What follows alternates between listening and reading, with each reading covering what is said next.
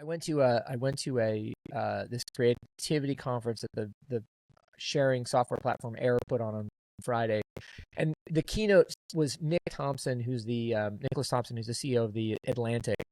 He was describing how he had taken his son to, I don't know, let's call it Davos, some conference, and had talked to this guy who was a leading AI doomer, and he had said to the guy, he's there with his 17-year-old who's a senior in high school, says to the guy, what's your P-doom? So P-doom is the prediction of, like, what is the likelihood that AI is going to not just overtake humanity, but literally, like, eliminate it, right?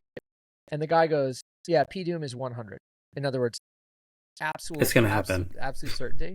This 17-year-old goes, well, what should I do then about college, given that prediction? And the guy goes, go to Arizona State. Go, just party. My God. Just party.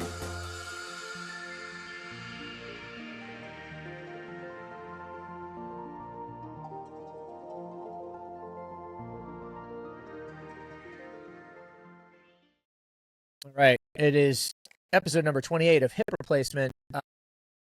The discussion by, for, and about generations X, Y, and Z. Kyle, great to see you. But we've forgotten about the generations intro the last couple of things. We have to make that point, I think. Hey, it is, now that we have such a dedicated group of listeners from all over the world, which is true, it is, I think, a bit of a given. But if you're new here, the premise of Hip Replacement is it's a conversation across generations between, I'm forgetting the line you would always say, Ben, in the early days. Generations X, Y, and Z. Yes, there was something else I thought you said to it too. Well, I don't know, but that was it. Yes, letters X, Y, N, Z. That's my trademark phrase. We're gonna put that out on the internet and because Ben is X, I am Y, and then our guest is typically Z. Which brings us to our guest. Ketsi is here, but Kyle, that's as much as I know. Tell me more, please. Okay, so Ketsi Thipe is our guest. Ketsi is a trend forecaster and cultural strategist who I have met because Ketsi came to one of my, or the only Trend Report Live online, and was such, like, everybody was fabulous who came, but, like, Ketsi, like, you had something where I was like, oh, this is, like, such a, like, bright and interesting younger person. And I, like, we connected on LinkedIn, and then I was like, oh, you should come on the podcast. And then Ketsi also came to the conversations last week, and here we are. I was just going to say, Ketsi, take that as high praise, because Kyle, is he grades. He's a tough grader, basically. Tough critic. Yeah, exactly. How are you? Good. I'm good. And I'm happy to be on the podcast. And thank you for the compliment. Where are we finding you this morning? So right now I am in New York City, Lower Manhattan. Fantastic. Right over the bridge from me. I'll ride my new bicycle over the bridge. Oh, new bicycle. Say hello.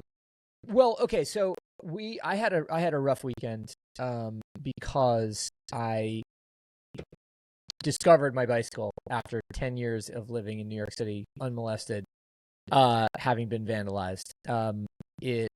Wow. I lost the handlebars, I lost the headset, I lost the basket, and I lost the back rack.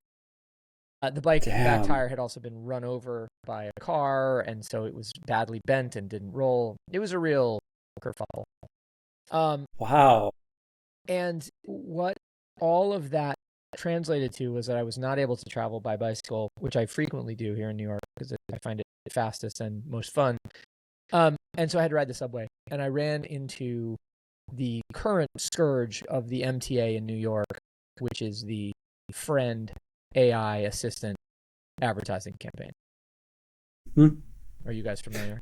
Did you wait? Very familiar. Ketsi, go ahead. I am familiar. I saw it I think a couple of weeks ago, and it kind of progressed into something that was just an ad to something that is now some sort of a very subtle protest. At first I saw the posters everywhere, and then it was a normal ad. And then I think a week later there was graffiti text, and they were like, find friends in the real world. These are not friends. I love it. So I thought it was very interesting how it kind of turned from an ad to protest art almost. Well, So normally we try not to get into critiquing advertising per se on the podcast, because it's too easy, and B, it's there are lots of other outlets to do that. But I did think there was a kind of a generational aspect to this, and it was why I wanted to bring it up. So for those who aren't familiar, Friend is the amulet style personal recording device powered by AI, where you wear it around your neck. It passively records everything around you, and you can kind of talk to it. And in theory, it's supposed to be a cure for some kind of loneliness or social anxiety or whatever it is. I don't know. I mean, the whole thing seems very weird and dystopian to me. But the story that is in Adweek today that I circulated to the group is about how the CEO, who is a guy named Avi Shipman, who I would venture to guess is a millennial, although I didn't look him up to find out. They raised $5 million on a $30 million valuation, and he has just spent $1 million on a Subway campaign to be the biggest ever Subway campaign. And it was designed. It was the biggest ever. Wow. Biggest ever, according to him. Design. And I mean, it's in Adweek, so presumably somebody called the MTA to fact check that. But in any case, designed with a lot of white space, intentionally so that it would be graffitied and it would begin a conversation about this kind of digital friend. The idea of inviting trolls into the conversation is very similar, Ketsi, to some of the articles that you shared, we'll get into later, about the comment section being the conversation. But it just struck me as this very generational impulse to invite the trolls in. And I thought that was interesting, and I wanted to hear your respective feedbacks on it. Yeah, I think that it is very interesting. And I think seeing an ad positioned in that way to kind of welcome people to contribute their messages on it is very interesting. I feel like a lot of the time when we think of ads, we usually have our own opinions that we may or not share. Or sometimes it can make it to social media, but to create an ad that creates a space like that for people to share in, it is almost like an art piece almost, so to say. So I think it's interesting and almost very trend-like to position it in that way.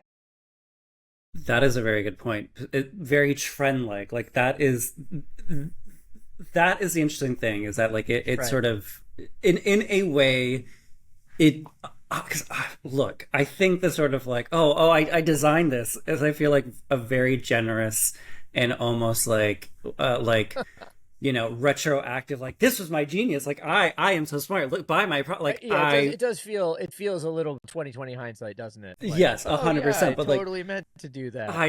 This was all my grand plan, you fell into my trap, like fuck off. Exactly. I don't believe that for a minute. But like I think to to what like you were saying, Ketsi, that like it is, I think what they were, which is a whole product, is like what they're trying to do is like get in the whole trend of like, no one has friends, obviously that trend, but then like everybody's turning to AI to fucking like be your friend, which is another trend. And to like sort of, that's the whole positioning, which then like in and of itself, like it positions itself to become like the enemy, which is plays into the other trend of like everybody is like really down on AI unless you are the creator of some AI technology or an investor in such technology. Like the real people who are being squeezed out of a friendship or out of a job or out of a whatever are like, they're the ones who are showing up and using these ads to sort of like express a lot of their discontent, not just with this specific product, but with the whole,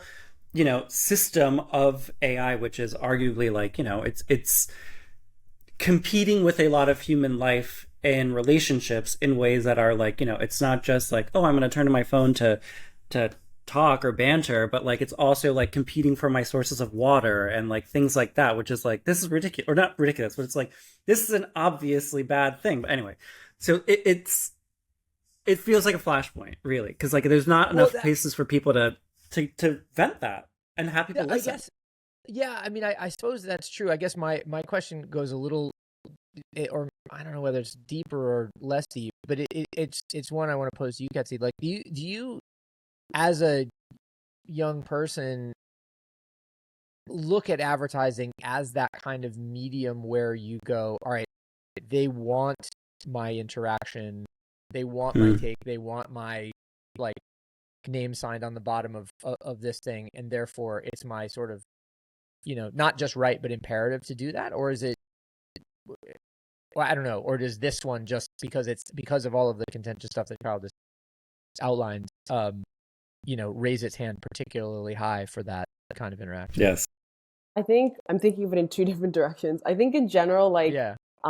Ads of any kind have always wanted our reaction. I just think that the whole landscape of advertising has changed, where it's become a lot more segmented. I think as paid media has progressed, it has made ads that way. So it's harder to kind of have a unison in community, where everyone can talk about an ad culturally, or everyone's seen an ad culturally. So I feel like putting it in a very public place, like a subway station, and also having it be the topic of AI was a very smart move. I feel like, similar to what Kyle was saying, if you think of AI to the common person, it's almost like a very nuanced topic where if you talk about it, its abilities are either underestimated or overestimated, and people don't really know how to feel about it, I think. I also think that when we think of AI too, in a lot of ways, it came up very quickly. I don't want to say out of nowhere, because I feel like maybe tech people would disagree with that. It's always been progressing. But the way that it embedded itself into our everyday habits, professionally and casually, has just been, I don't want to say we didn't ask for it, but it kind of came on its own terms. So I feel like now when it's, we're coming into your professional life, we're coming into your casual life, now we're going to come into into an even closer part of your life and be your friend. I think that people are kind of just questioning its validity, and again, like, overestimating and maybe underestimating it too. I love that. I went to a couple of quick responses to that. It's funny. One is I was listening to the most recent episode of Day One FM, the podcast that Day One, the advertising agency, does, and they had Dan Frommer, who does the New Consumer, on it, and he was saying that the unaided awareness of AI in survey results is 98%, and there is almost nothing that comes in anything like that. But I think, exactly to your point, Ketsi, the awareness does not equal shared understanding, right, or even shared perception, or even shared, references. So it's sort of fascinating in that regard. The second one was, I went to a this creativity conference that the sharing software platform Air put on Friday, and the keynote was Nicholas Thompson, who's the CEO of the Atlantic. He was describing how he had taken his son to, I don't know, let's call it Davos, some conference, and had talked to this guy who's a leading AI doomer, and he had said to the guy, he's there with his 17-year-old who's a senior in high school, says to the guy, "What's your P-doom?" So P-doom is a prediction of, like, what is the likelihood that AI is going to not just overtake humanity, but literally, like, eliminate it, right? And the guy goes, "Yeah, P-doom is 100. In other words, it's going to happen. Absolute certainty." This 17-year-old goes, "Well, what should I do then about college, given that prediction?" And the guy goes, "Go to Arizona State. Go, just party. Oh my God. Just party." And so, like, the way that these stupid amulets evoke existential dread or existential questions is so interesting as a talisman. So I don't know. The whole thing I found very, very interesting. Yeah, I don't know. What's your P-doom, Kyle? Mine's at my P-doom is at like 5. Honestly, for AI, I am a full-on bear. Like, I don't. You think guys, no? Don't believe. I don't. I think it's like electricity. It's going to be great for lots of things, but I don't think it's coming for us.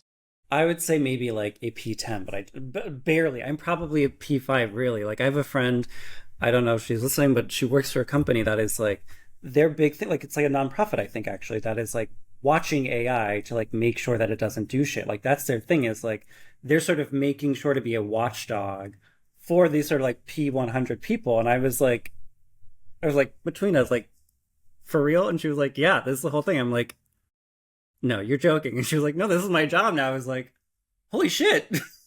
So like clearly there's an economy for that, like and obviously like there are people who really do believe it.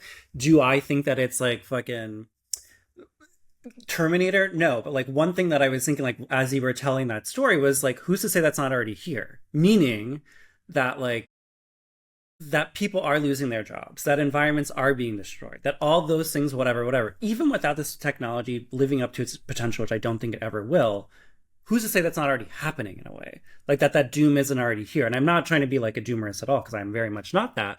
But like to the point of these ads being so incendiary without even meaning to whether that is true or not, is that like it is kicking up all these existential things, which is to say that like it already is striking that like doom sensibility without even meaning to.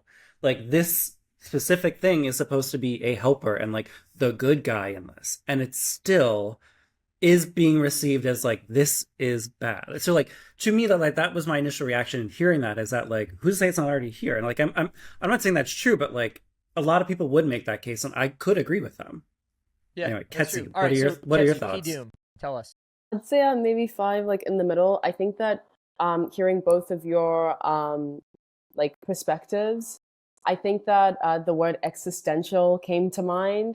And you know, thinking about existential dread, and it made me think about the different industrial revolutions that have happened over time. This seems like it could be one of them, because the questions that are Right. coming up are very similar to the ones that may have come before of will it be automating our jobs, will it be automating other parts of our lives, and then thinking about how you're going to move around that. And I feel like if we look at history, or if we were to just take a part of that, I think that it will automate a lot of things.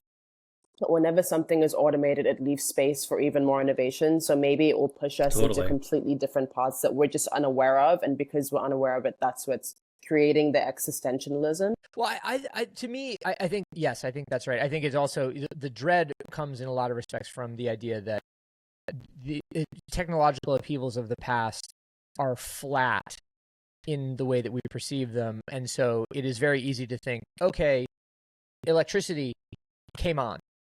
Well, it didn't Right. come on.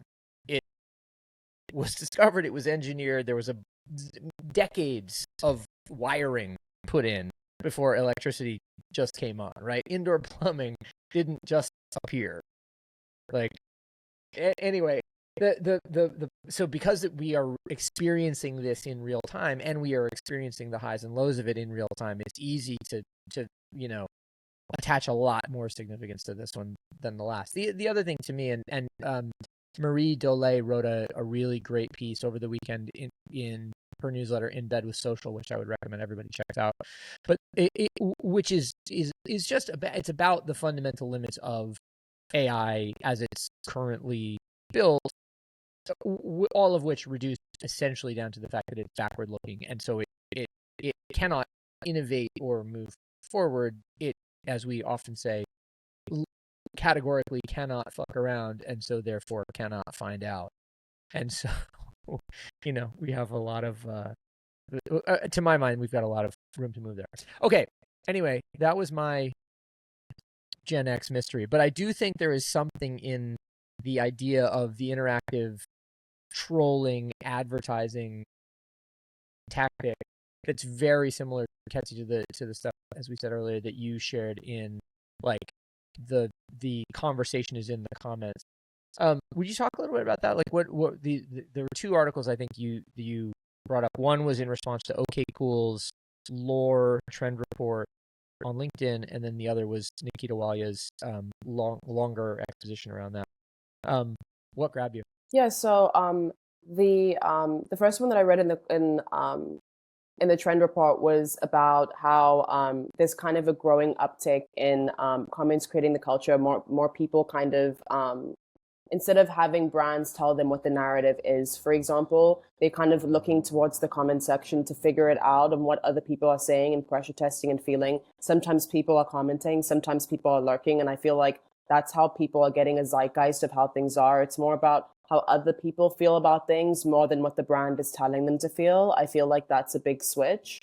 But then I also think that, and it's funny because I think that some of the things that I sent and some of the things that both of you sent, they're very much tied in together, where I think that because the comment section is becoming, I guess, more prolific and a bit more widespread, I think that it's also creating more polarization in a way. I think that things are losing nuance. I think that because things um, are so fast paced and because we're consuming so much media, we aren't really taking the time to think about things from a nuanced perspective. And because of that, whenever something kind of seems to oppose our ideas, instead of thinking back and thinking and introspecting and thinking about it in a nuanced way, we kind of just fire back and kind of move into our own Right. factions. And that kind of ties into algorithms as well.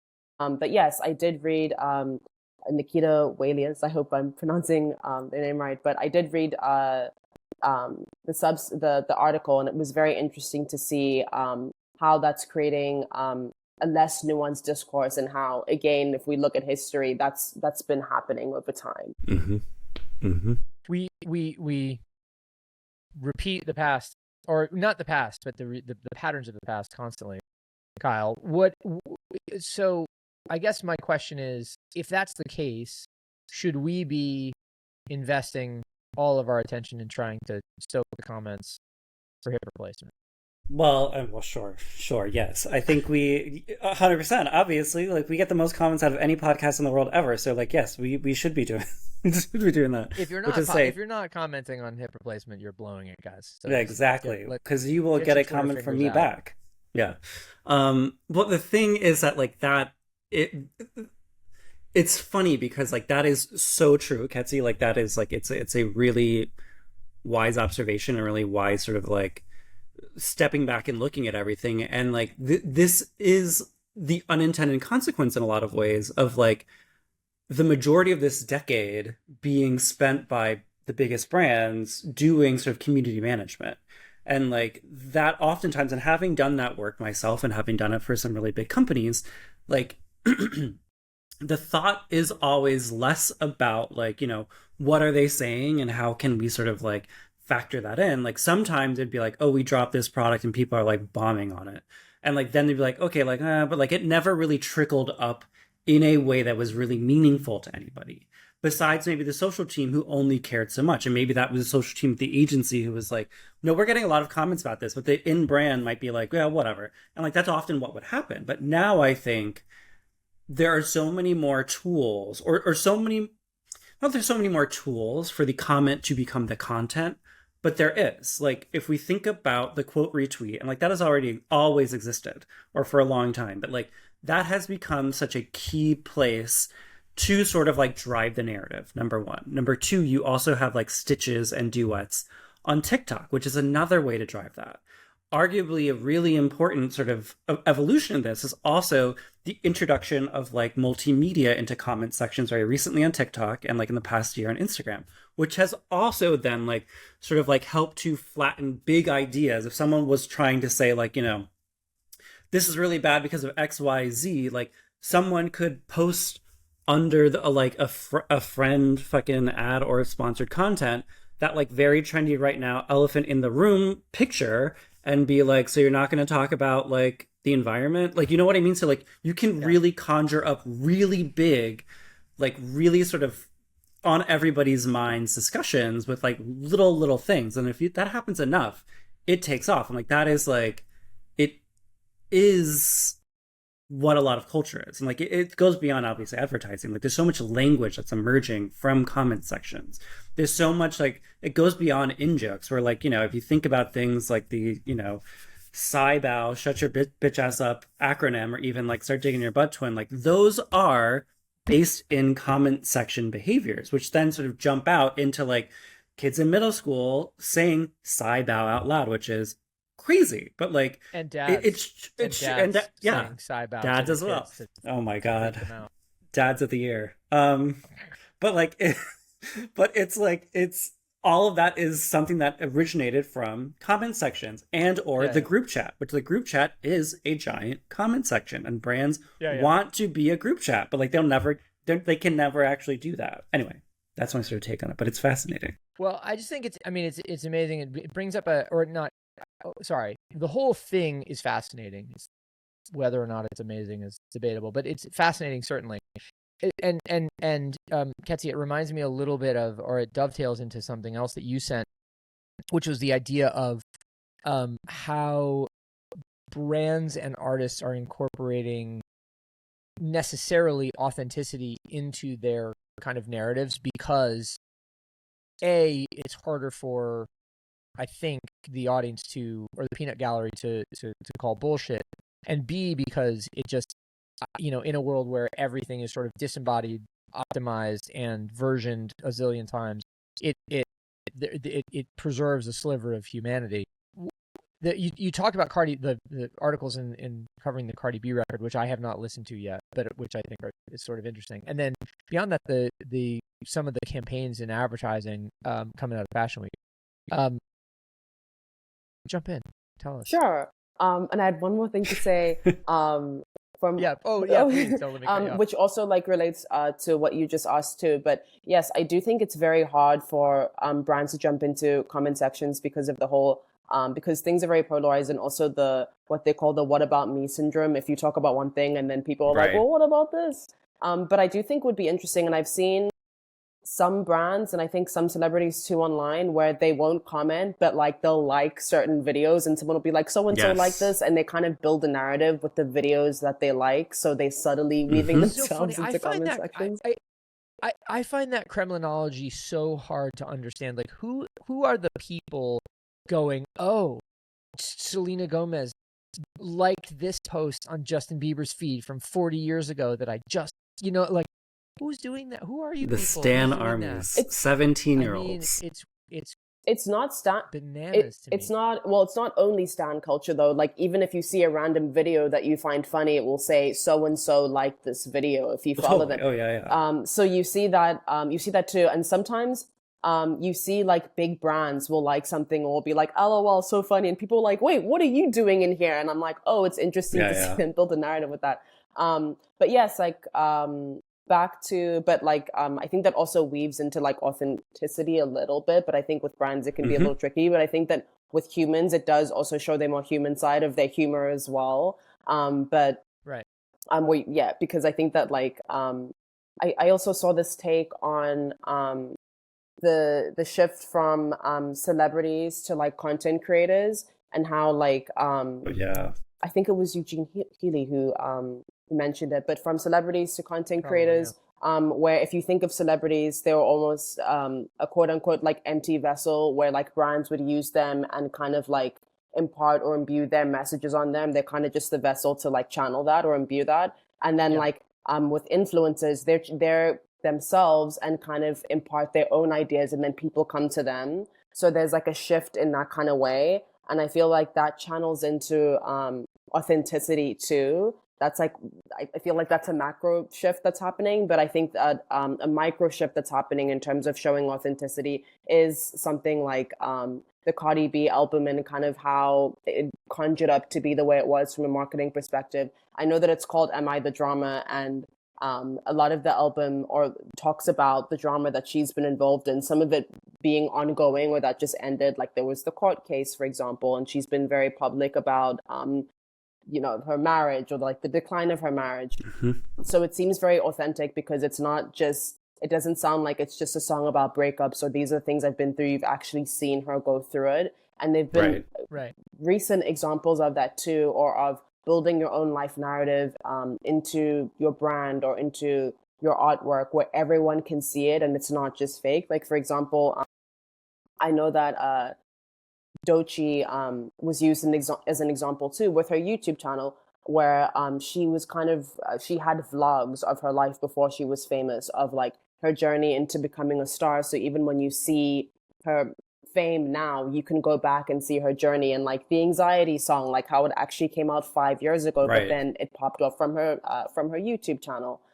So I think that authenticity it requires a lot of vulnerability, and a lot of that vulnerability comes from showing that you're openly failing, and then when you have a type of success, it's appreciated more, or people can see the authenticity in that too. I think that authenticity is showing imperfection and vulnerability, and that's just something that's very tricky for brands to do because they're scrutinized so much. Yeah. So I'm glad you brought up Doechii, because that actually leads me to something else I want to talk about, which is the Tiger. How did you watch the Tiger? Whoever wants to go. I didn't well, I didn't watch it, but can you actually watch it yet? I don't think you can. Yeah, But it came like, out last oh, you Tuesday. can. Okay, well, I didn't Yeah. watch it. I shared it and I talked about it because I love conceptually what Demna is doing, and I think he's such a great thinker as far as someone using media in really interesting ways.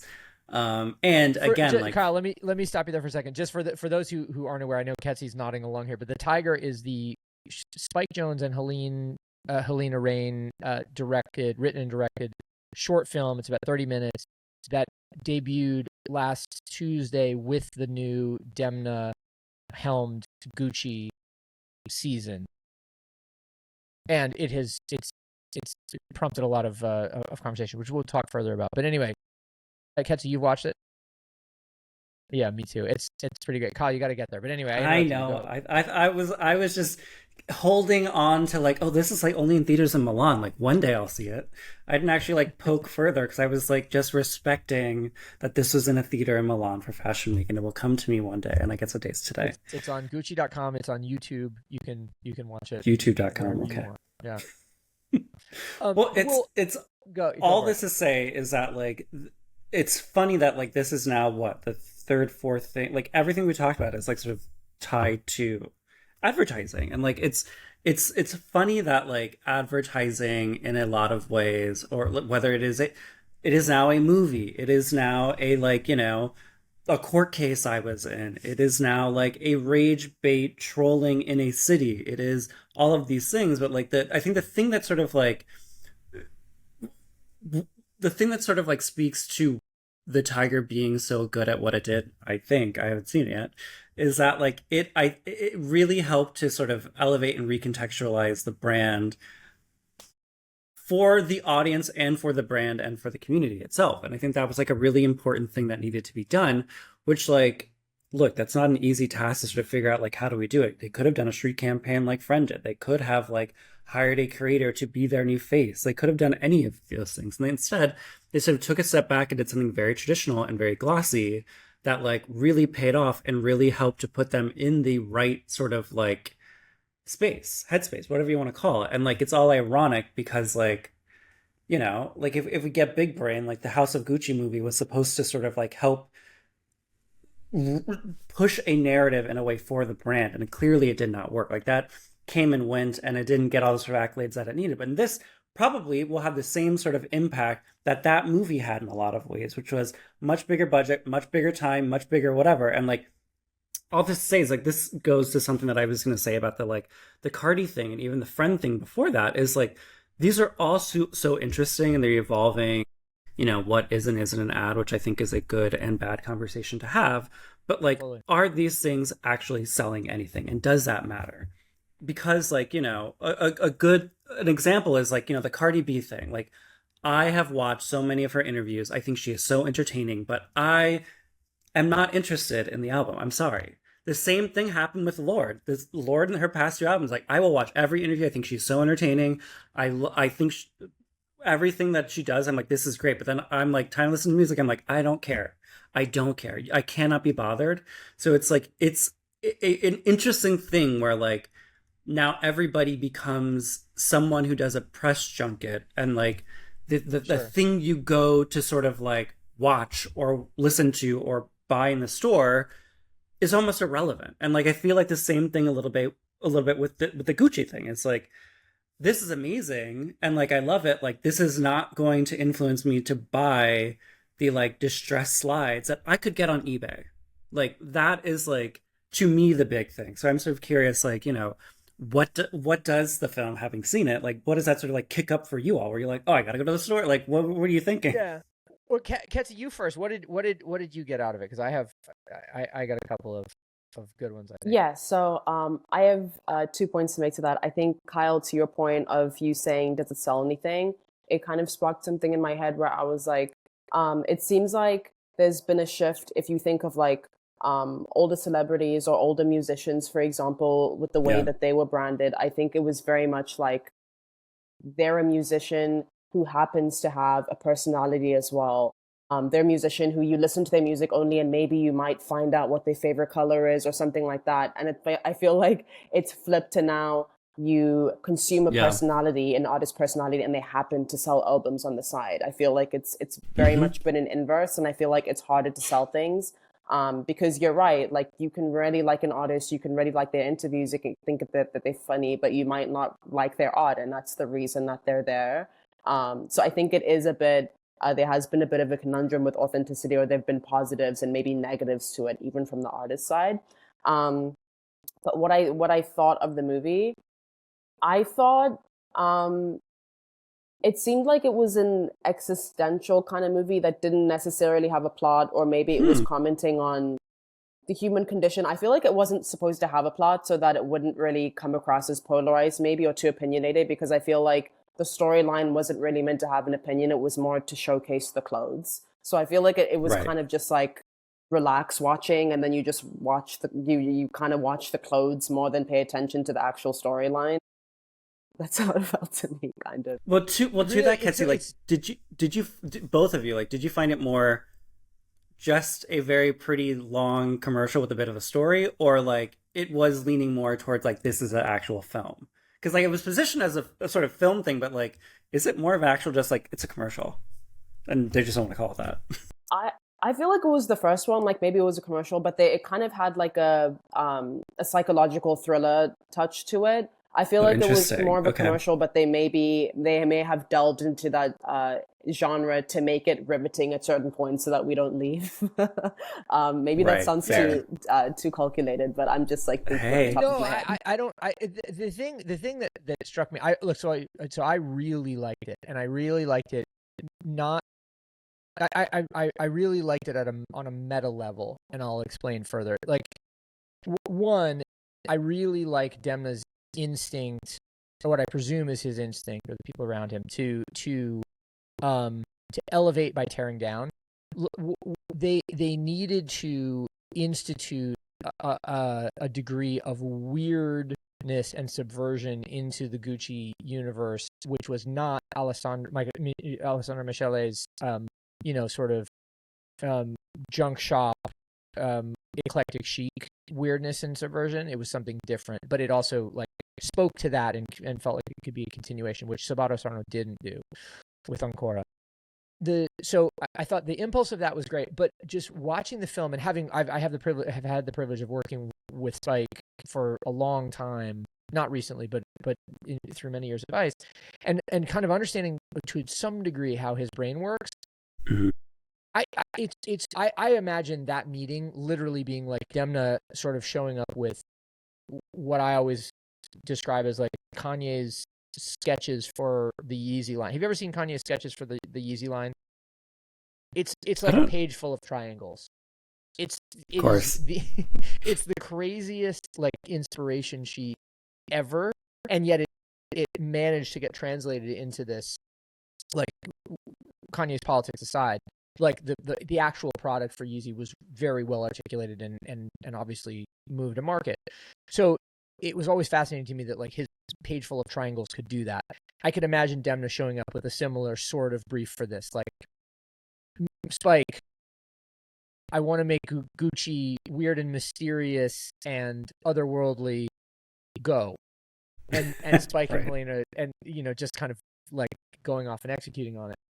But the thing that's kind of fascinating, and it gets to what Ketsi was saying, was that if in so Demi Moore is first and foremost is the chairman of California in the film, Obviously. and Aaliyah Shawkat, and this is not a spoiler, Aaliyah Shawkat is the scion, the daughter of the Coca-Cola Nvidia Corporation. And so there's this element of public-private ownership dystopia that's like right from the beginning. It's this rumination on this sort Interesting. of public-private, dystopia future. Demi Moore looks sensational. He like cycles through 4 or 5 of the like hero dresses, and so shows off the look in a really like in a beautiful way. But also, like, Edward Norton is his outfits are very subdued. So for me as a consumer, there has been nothing at Gucci for a decade. I look at Ed Norton and I go, oh, I could wear that. Huh. There's a suit I could wear. I could walk into Gucci and I could find something for me, which I haven't felt like in many years. Interesting. I'm not, I don't want embroidered snakes on everything. Like that's fair. Hasn't been my vibe, right? So I thought those were things interesting. And then the fundamental premise, which is that we are all getting unexpectedly dosed on, some kind of hallucinogen and having an experience, that's printed on the ticket at the beginning. Like, that's going to happen.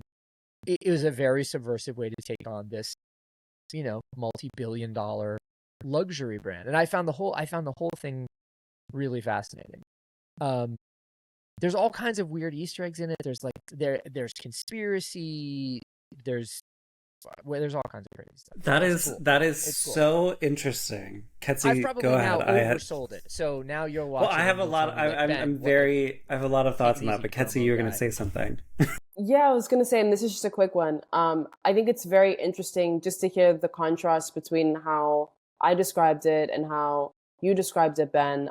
Even hearing you describe it in the way that you did, I'm like, wow, I didn't think about it like that. And I think that is part of what Gucci was trying to do, and how you can just see it from so many different perspectives. If you have a deeper perspective or expertise and skills in film, you can see it from one perspective. If you're a film person, if you're a fashion person, you can see it from another perspective if you're a pop culture person. So I feel like it's very varied and multifaceted. So in that regard, it seems like it was very much a job well done.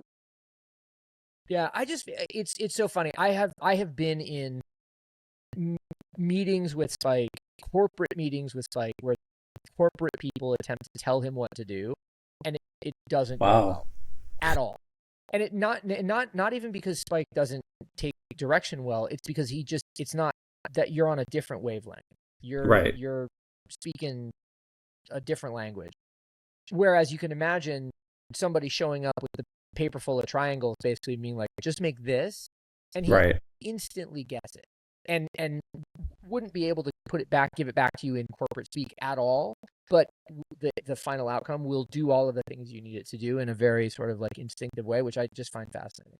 Well, I was going to say there was a really key that speaks to something that is sort of really central to the whole Gucci presentation video and like the lookbook as well, is that like Spike Jonze, he's done a lot of commercial things obviously, but he is one of the probably last breeds of like true capital F filmmaker, auteur, whatever you want to call them, of a certain type of like, they're an artist and their medium is film. Like that doesn't seem like it has as much sort of like, not as much relevance, but like it's a very different world now. That seems very dated in a lot of ways. Whether that's positive or negative is beside the point.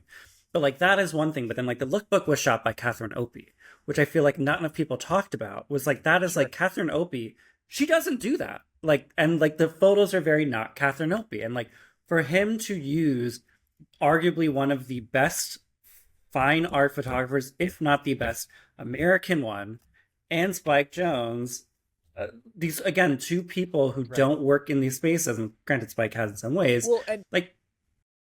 sorry, I was just going to even build on that. The previous images that came out before the campaign of Emily Ratajkowski were shot by Daniel Arnold, who also doesn't work in that space at all. But like, so that is all really they're doing some interesting stuff there. They're really contextualizing the brand in a way that, you know, in these days of like, you know, any artist like a Jeff Koons can collab with fucking Louis Vuitton any day, and that does happen, but like that is missing the point. Like that's like, just because you can buy the Koons and put it on a shirt doesn't make it art. Like the art is like more ideological, is more conspiracy, is more whatever, like, which is really interesting fertile territory for right now, obviously, but it's also really interesting fertile territory for Demna to play with, given that he got canceled for a QAnon conspiracy, which is all just so fascinating that like I'm surprised not enough people have talked about that. But like there is, as with true artists in a lot of ways, there's a lot of cynicism pointed at the world. It's like a lot of like, you know, holding up a mirror and hoping that like within the funhouse reflection, you see the sort of horror or the sort of like critique that's happening. And I think that is somehow happening via a Gucci launch, which is like, I can't say that's happened with any of the other sort of like shuffle of creative directors. Like that's pretty impressive to me. Yeah.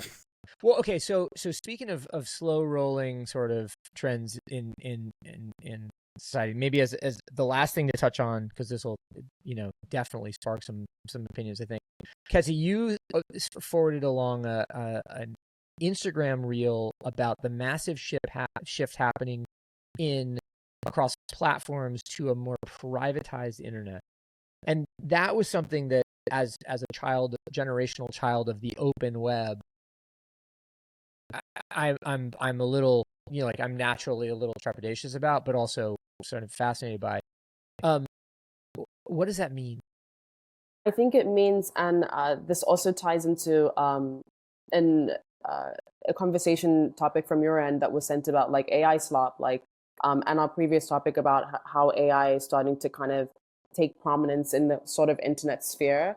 I think that there's a lot of doubt and almost sort of scrutiny among like how much AI is kind of taking over, around how polarized information has become, that people are sort of kind of taking autonomy into their own hands and saying, this is the kind of information I want, so much so that I'm willing to pay for it. And I feel like Substack becoming more popular is evidence of that.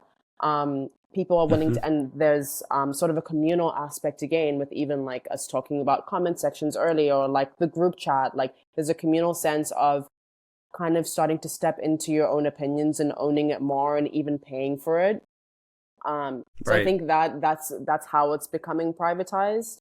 I think that the word privatized is often synonymous with like something like corporate or along those lines, but I think that privatized can also have a more positive aspect of instilling community, or the community that you want to be a part of. And it can also seem, it's a sort of a self-selecting privatization.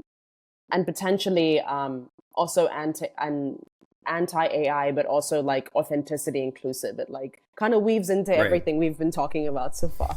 Yeah. Well, I was going to say really quickly, well, two things is that like, I feel like I see more and more people who will selectively turn on and off their account to private, which is definitely a reaction to like, I only want this to be for certain people. Whether or not I know you as a follower or not doesn't matter. Is that like, a lot of noise is happening politically or economically or whatever. And I know that like, I don't want to invite that into my space. So I want to be free to be able to say XYZ and post XYZ.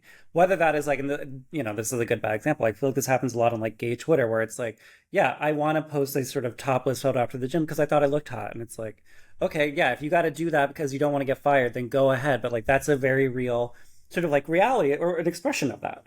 The other thing that I sort of had or was curious about, and this was for you, Ketsi, is that like, do you think part of this is perhaps a reflection of like, this is a big generalization, so feel free to be like, no, is that like, do you think part of this might be that like Gen Z in ways, and maybe everybody is sort of coming of age on the internet, where it's like, no, I don't want to be in the sandbox anymore. I don't want it to be everything. I don't want it. And like this, I think loops back to like that idea of like, Finstas, and like when that was a thing that sort of like Gen Z in middle school created, quote unquote, and like coming back to that in ways. Like, do you think that those things are related? Those things maybe are related of like, sorry, could you repeat?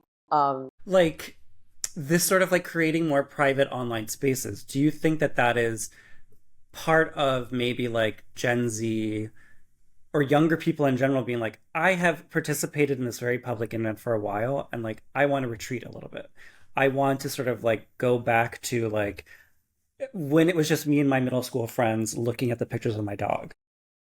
I feel like there is an element of that. I feel like social media is very much a double-edged sword, and when a lot of people, I feel like we can all relate to how it's the best thing in the world, and it has all of this community that you like, but it can also feel like the worst thing in the world because there's so much noise. And I feel like when you're going through a stage where it feels like the worst part of it, you kind of want to have a more private community. And that's why it's usually, like you said, Kyle, it's an on and off thing where you want it to be big and then you want it to be small at the same time. So I feel like that happening is kind of a factor of it. I think that something like Substack becoming more popular is the same thing, but in a different way. I think that if you were to think of something like Substack, like you're paying different creators, like you're spending your own money to be part of the community. And I think that the fact that people are willing to pay for that is showing the state of how things are, or how much noise is actually, Right. how bigger it's becoming, that you're willing to spend money to even get away from it. Absolutely. No, it's very good point. Absolutely. Coin of the realm is the ability to self-select away from noise. Well, listen, Ketsi, this kind of brings us to the close of the conversation. But speaking of Substack, where do people find you outside of this conversation? So I usually, I'm like still like figuring it out kind of, but for now I do like weekly posts, sometimes once or twice a week on LinkedIn, and I post like cool trends I find, and I'll post a comment like, what do you think about this? Like, what does it mean about that? So right now They're very good. yeah, I post on that. Okay, got it. One day you'll get a newsletter, one day you'll do a Substack. We'll be waiting to subscribe. Beautiful. Exactly. Cool. Well, this has been a hip replacement episode number 28. We've had Ketsi Thipe here with us, and Kyle, as always, these conversations open my brain up. So thanks for that. Likewise. Or maybe it was the mushroom chocolates that I took just before the thing. Conspiracies. They're functional. It's ashwagandha, pure ashwagandha. Well, Kyle, we will be back next week.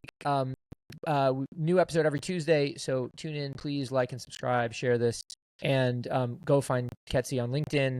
Find me on Substack at sick.substack.com. Kyle is the Trend Report 1234 Kyle 5678.substack.com. And yeah, please like and comment, because as you know, we are the most active comment section Yes. in social. If you can get a comment, it's very competitive. Yeah, you can barely find something to comment on. All right, y'all. Talk soon. Thanks, y'all.